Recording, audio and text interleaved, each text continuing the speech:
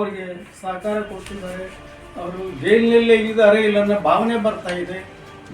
ಜೈಲಾಗಿರ್ಬೇಕನ್ನೋ ಅದು ಮತ್ತೊಂದು ಆಗಬಾರ್ದು. ಜೈಲಿನಲ್ಲಿ ಯಾವ ರೀತಿ ಎಲ್ಲ ಸಾಮಾನ್ಯ ಕೈದಿಗಳಿಗೆ ಕೊಡ್ತಾರೆ ಆ ರೀತಿ ಇರಬೇಕವೇನ. ಇದು ನನಗೂ ಫೋಟೋ ಅಂದರೆ ನಮ್ಮ ಸ್ನೇಹಿತರು ತೋರಿಸಿದ್ರು, ಅದು ಭಾಳ ಆಶ್ಚರ್ಯ ಅನ್ನಿಸ್ತದೆ. 4 ಜನ ಕುರ್ಚಿ ಮೇಲೆ ಕೂತ್ಕೊಂಡು ಸಿಗರೇಟು ಚಹಾ ಹಿಡಿದು ಎಲ್ಲಿ ಅತಿಥಿ ಗೃಹದಲ್ಲಿ ಕೂತಿದ್ದಾರೆ. ಜೈಲು ಅತಿಥಿ ಗೃಹ ಗೊತ್ತಾಗ್ತಾ ಇಲ್ಲ, ರೆಸಾರ್ಟ್ನಲ್ಲಿ ಕೂತ್ಕೊಂಡ್ರೆ ಗೊತ್ತಾಗ್ತಾ ಇಲ್ಲ. ಜೈಲಾಗಿರ್ಬೇಕು, ವಿನ ಜೈಲಿಲ್ಲ. ನಾವು ಚೀಫ್ ಮಿನಿಸ್ಟರ್ ಕಂಡಾಗ ಅವರು ಖಂಡಿತವಾಗಿ ನಮಗೆ ನ್ಯಾಯ ಸಿಗುತ್ತೆ, ನಾನು ಪೊಲೀಸ್ನಲ್ಲಿ ಫ್ರೀ ಹ್ಯಾಂಡ್ ಕೊಟ್ಟಿದ್ದೀನಿ, ನಿಮಗೆ ತಪ್ಪಿದ ಶಿಕ್ಷೆ ಆಗುತ್ತೆ ಅಂತ ಭರವಸೆ ಕೊಟ್ಟು ನಮಗೆ ಆತ್ಮಸ್ಥೈರ್ಯ ಹೇಳಿ ಪೊಲೀಸ್ ಅಧಿಕಾರಿ ಕೊಂಡಾಗ ಕೂಡ ಅವರು ಕೂಡ ನಮಗೆ ನ್ಯಾಯಯುತ ಶಿಕ್ಷೆ ಆಗುತ್ತೆ ಅಂತಂದರು. ಇಲ್ಲಿವರೆಗೂ ನ್ಯಾಯ ಪೊಲೀಸರನ್ನು ನೋಡಿದಾಗ ನಮ್ಗೆ ಆ ನಂಬಿಕೆ ಭರವಸೆನೇ ಇತ್ತು. ಕೆಲವೆಲ್ಲ ಘಟನೆಗಳು ನೋಡಿದಾಗ ನ್ಯಾಯಾಂಗನೂ ಕೂಡ ನಮಗೆ ನ್ಯಾಯಯುತ ನಾವು ಯಾರು ತಪ್ಪಿಸ್ರು ಅಂತ ನಾವು ಹೇಳ್ತಾರೆ. ಯಾರು ತಪ್ಪಿಸ್ತೋ ಆಗಿದ್ದಾರೆ ಅವ್ರಿಗೆ ಶಿಕ್ಷೆ ಆಗಬೇಕು. ತನ್ಮೂಲಕ ನನ್ನ ಮಗನಿಗೆ ಶಾಂತಿ ಸಿಗಬೇಕು. ಏಕೆಂದರೆ ನನ್ನ ಮಗನ ಕಳ್ಕೊಂಡದ್ದು ನನಗೆ ಗೊತ್ತು ಏನಂತ. ಅವ್ರಿಗೆ ಆರಾಮಾಗಿ ಕೂತ್ಕೊಂಡ್ರಿಗೆ ಯಾರಿಗೆ ಗೊತ್ತಿರ್ತದೆ. ಇದು ನಿರ್ದಾಕ್ಷಿಣ್ಯವಾಗಿ ಸರ್ಕಾರ ಇದ್ರ ಬಗ್ಗೆ ತನಿಖೆ ಮಾಡಬೇಕು. ಅವ್ರಿಗೆ ಯಾವ ರೀತಿ ಕೊಟ್ಟಿದ್ದಾರೆ, ಯಾರು ಕೊಟ್ಟಿದ್ದಾರೆ, ಅವ್ರಿಗೆ ಶಿಕ್ಷೆ ಕೊಡಬೇಕು.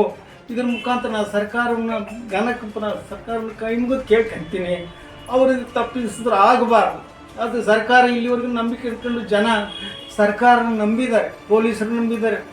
ನನ್ನ ಜೊತೆಗೆ ನಾನು ಇಡೀ ಕರ್ನಾಟಕದಲ್ಲಿ ನನಗೆ ಸಹಕಾರ ಕೊಟ್ಟಿದೆ, ಸ್ಟ್ರೈಕ್ ಮಾಡಿದ್ದಾರೆ. ನಮ್ಮ ಮಗನನ್ನು ಸಾವಿಗೆ ನ್ಯಾಯಕ್ಕೆ ದೊರಕಿಸ್ಬೇಕಂತ ಎಲ್ಲರೂ ಒಗ್ಗರ್ಲಿಂದ ಇದು ಮಾಡಿದ್ದಾರೆ. ಅದನ್ನು ಸರ್ಕಾರ ಧಿಕ್ಕರಿಸಿದಿಲ್ಲ ಅಂತ ನನ್ನ ನಂಬಿಕೆ ಐತೆ.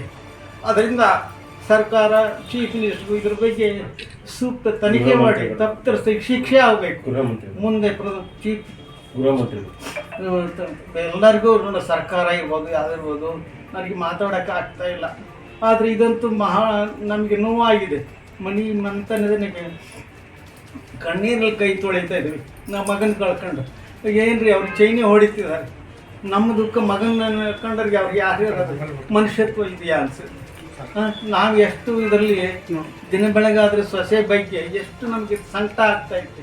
ಅವಳ ಜೀವನ ಹೆಂಗೆ ನಾವು ನೋಡ್ಬೇಕಂತ ಅಂಥದ್ರಲ್ಲಿ ಈ ಘಟನೆಗಳು ನಮ್ಮ ಕಣ್ಣೆದುರಿಗೆ ಬಂದರೆ ನಮ್ಗೆ ಎಷ್ಟು ಹೊಟ್ಟೆ ಉರಿಯಾಕಿಲ್ಲ, ಸಂಕಟ ಹಾಕಿಲ್ಲ. ದಯಮಾಡಿ ಅರ್ಥ ಮಾಡ್ಕೋಬೇಕು.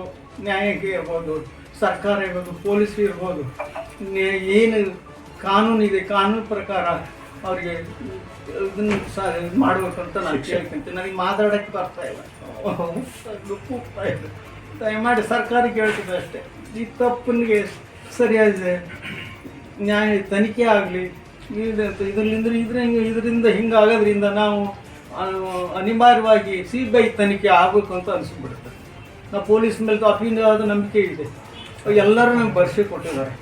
ಅದು ಸುಳ್ಳಾಗಬಾರ್ದು. ದಯಮಾಡಿ ಸರ್ಕಾರ, ಪೊಲೀಸ್ ಸರ್ಕಾರ, ನ್ಯಾಯಾಂಗ ಇದರ ಬಗ್ಗೆ ಸೂಕ್ತ ತನಿಖೆ ಆಗಲಿ, ತಪ್ಪಿತಸ್ಥರಿಗೆ ಶಿಕ್ಷೆ ಆಗಲಿ. ಮುಂದೆ ಇಂಥ ಘಟನೆ ಆಗದೇ ಇರಲಿ ಅಂತ ನಾನು ಬೇಡಿಕೆ.